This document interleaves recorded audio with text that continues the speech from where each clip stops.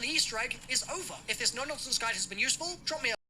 Are you having trouble with Liberty Falls? Do you want to say bye-bye to the Dark Aether? Well, then allow me to welcome you to my guide to Liberty Falls. With this, you will be able to beat the map no problem. Before you even start your match, there are a few things that you need to do first. First of all, make sure that your settings are all set up the way that you like them set. This is mostly up to personal preference, but I personally would recommend turning on Vocal Boost so that you can hear the dialogue better. For your operator, pick any one that you like except for the 4 dedicated zombie crew members, because they are not canon to this map. Make sure to equip a sniper rifle as your loadout weapon. I like the LW3A1 Frostline with iron sights to make it better for close range combat, and a suppressor to make it sound cooler when upgraded. As for the rest of your loadout, just sort of equip whatever, doesn't really matter, but make sure to disable Pack-a-Punch camos because honestly, what were they even thinking with this? Now you are ready to begin. In the game, Mr. Blanchard from the intro cutscene that only plays once will instruct you to find a trinity of people. The first 2 will be dead, but you can still find the Holy Ghost holed up in the church. Just follow your objective markers to get there, interact with this machine to talk to him, and then interact with it again to talk to him some more.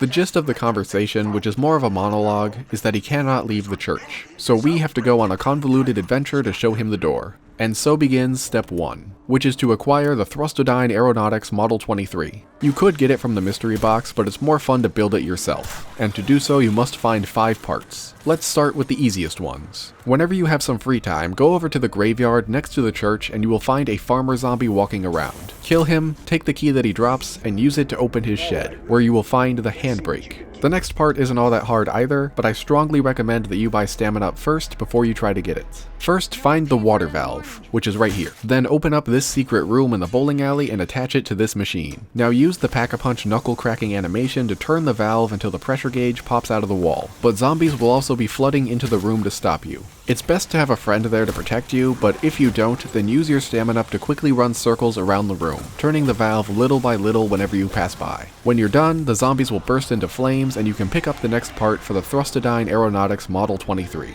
The final part is going to be the hardest one to get because you need either a Mangler cannon or a mutant injection. These can be crafted with salvage if you're a high enough level, but if you're not, then don't fret because there's still an easy way to do this. Simply wait until a Mangler spawns, then kill him and maybe he will drop one of those items. But if not, then just wait for the next one. There is no shortage of Manglers, so you'll get one sooner or later. Or if you're lucky, you'll get a trial from the Synaptic Algorithm module that will give you one of these items for free, which is what happened in my game.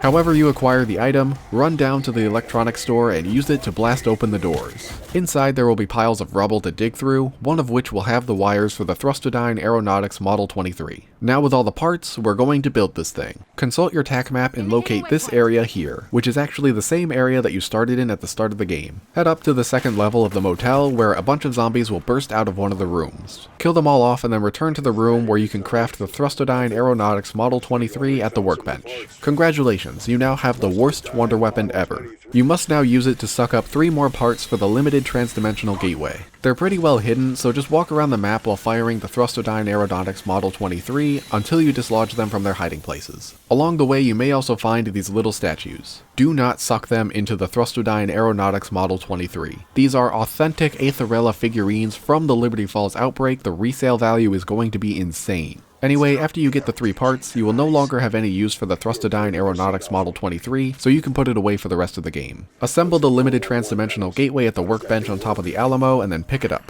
While you've been exploring, you may have noticed these 2 Dark Aether storms on the map, which give off a lot of aura.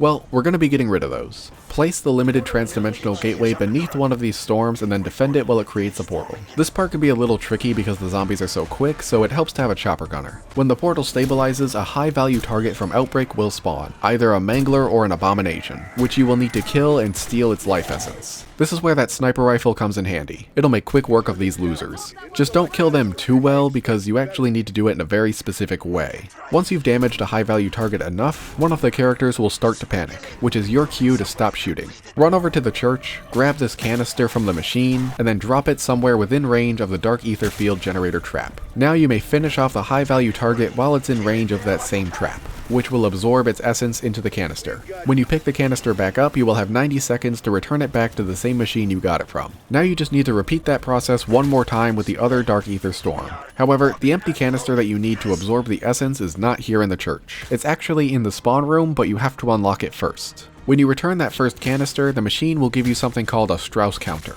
I'm not really sure what the point of this device is. There's only one Strauss and he's not even here, so don't even worry about taking it. Now go around the map and interact with these 3 devices to change the color of the light on top of them. Experiment with different combinations of colors until they eventually do this, which will make that second canister available to pick up. Now kill the high value target the exact same way you did last time and bring the filled canister to the church with the other 2. Now all that's left is the boss fight. Feel free to take some time to prepare, craft some equipment, repair your armor, replenish your ammo, upgrade your guns, even the Thrustodyne Aeronautics Model 23 if you have enough essence. But all you're really gonna need is your sniper. When you're ready, interact with the machine in the church for the final time to start the boss fight.